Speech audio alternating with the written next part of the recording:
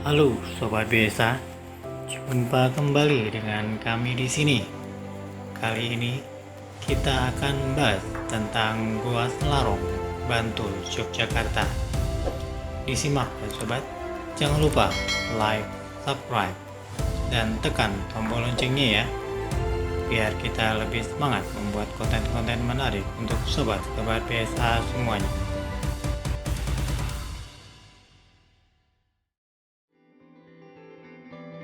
Dalam perjuangan melawan para penjajah, banyak dari bangsa kita yang menggunakan tempat-tempat yang sangat rahasia agar strategi dan rencana perang tidak terendus oleh musuh. Selain bangunan yang terasingkan, konon gua juga menjadi sasaran para pejuang bangsa untuk bersembunyi dari kejaran musuh.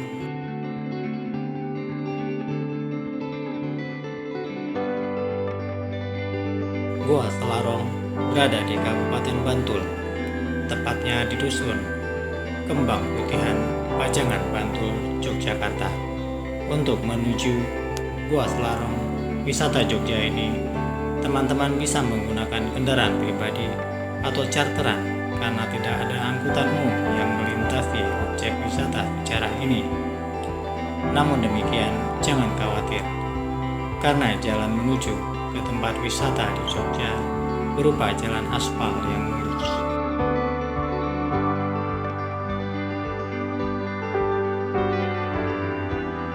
Sejarah paling terkenal di tempat ini ialah mengenai tempat persembunyian Pangeran Diponegoro.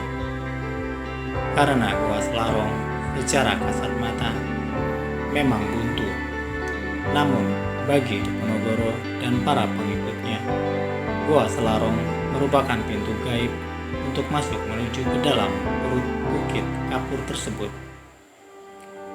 Menurut mitos, itulah sebabnya yang membuat mengapa Pangeran Diponegoro dan pasukan setianya akan sangat sulit ditangkap dan sama sekali tidak pernah tersentuh atau sekalipun terlihat oleh mata pasukan Belanda jika sedang bersembunyi di Goa Selarong ini.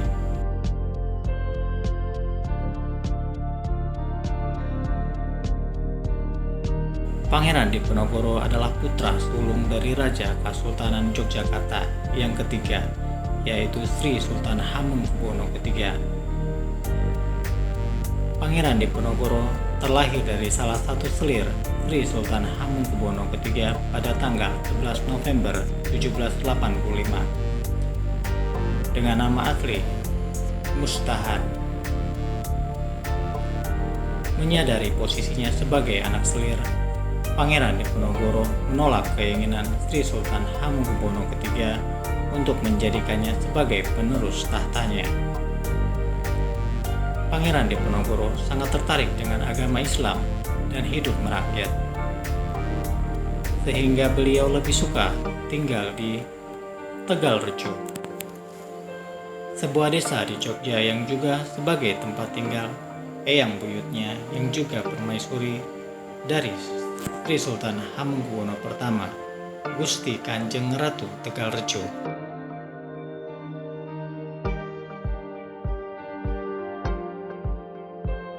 Pada awalnya, Pangeran Diponegoro tidak begitu mempermasalahkan kehadiran Belanda ke tanah Kasultanan Yogyakarta. Namun semenjak pemerintahan Sri Sultan Hamengkubuwono V, Pangeran Diponegoro mulai terusik dengan Belanda. Hal itu dikarenakan antara lain adanya sistem perwalian pada pemerintahan Keraton Yogyakarta. Pada saat itu, Sri Sultan Hamengkubuwono V diangkat sebagai raja pada usia 3 tahun. Dengan didampingi anggota perwalian yang di dalamnya termasuk Pangeran Diponegoro. Sedangkan pemerintahan sehari-hari dijalankan oleh Patih dan Nurja bersama resimen Belanda.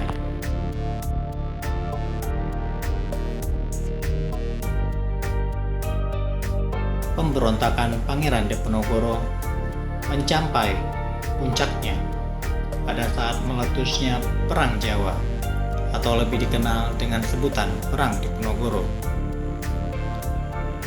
Perang ini tersulut akibat Belanda memasang patok di tanah milik Pangeran Diponegoro. Selain itu, memang beliau sudah muak dengan tingkah Belanda yang tidak menghargai adat istiadat serta memahami rakyat dengan pungutan pajak. Maka meletuslah perang yang dimulai pada tahun 1825 tersebut. Pangeran Diponegoro sendiri dikenal sebagai salah satu tokoh yang mengobarkan semangat perjuangan rakyat pribumi dengan semboyannya. Sadumuk batu sanyari bumi, dikahi tekan pati. Artinya, sejari kepala sejengkal tanah dibela sampai mati.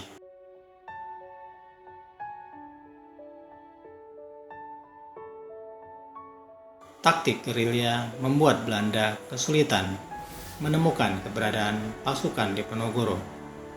Memang selama berperang, Pangeran Diponegoro selalu menggunakan alam sebagai pendukung peperangan tersebut. Sebagai pribumi, tentu Diponegoro beserta pasukannya sudah sangat familiar dengan alam di wilayah Yogyakarta. Sedangkan Belanda sama sekali tidak memahaminya. Pada saat perang ini, pihak Belanda menggunakan berbagai macam strategi. Hingga pada puncaknya, Belanda mengerahkan tidak kurang dari 23.000 pasukan untuk menggempur pasukan Diponegoro.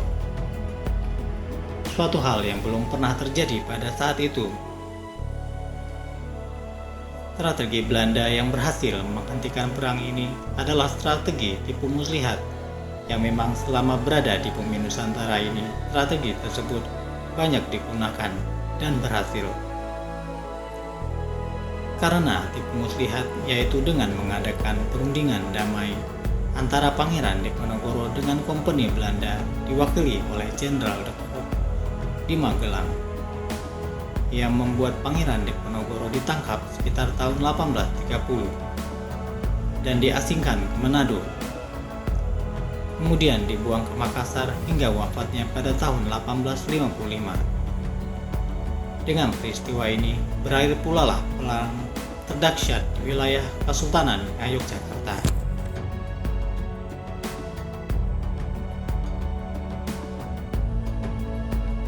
Keramatnya komplek Gua Selarong dengan pintu gua gaibnya ini memang telah tersohor ke berbagai kalangan. Daya tarik yang terdapat di Gua Selarong yaitu terdapat dua goa, yakni Goa Kakung dan Goa Putri. Goa Kakung menjadi kediaman Pangeran Diponegoro, sedangkan Goa Putri digunakan sebagai tempat tinggal Raden Ayu Ratnaningsih.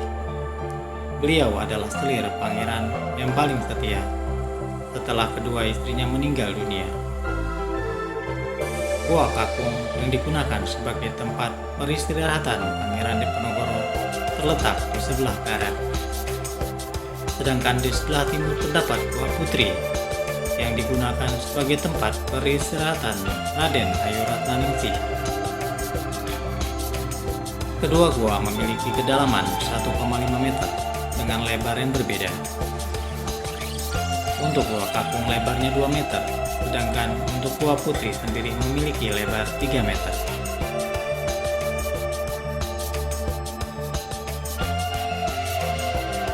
Selain daya tarik alam yang ditawarkan di objek wisata Gua Selarong ini, juga terdapat daya tarik budaya yang ditawarkan di objek wisata ini, yaitu Grebeg Selarong atau disebut juga dengan Gunungan Seribu. Marilah kita jaga warisan leluhur kita. Bangsa yang besar adalah bangsa yang menghormati jasa pahlawannya. Insinyur Soekarno. Jangan sekali-kali kita melupakan sejarah bangsa ini sebagai penerus leluhur kita. Kita harus mengisi kemerdekaan ini dengan semangat juang mereka, pengabdian dan tulus, dan ikhlas demi tanah airnya, dan sifat-sifat yang baik. Semoga bangsa kita menjadi bangsa yang rahmatan lil alamin.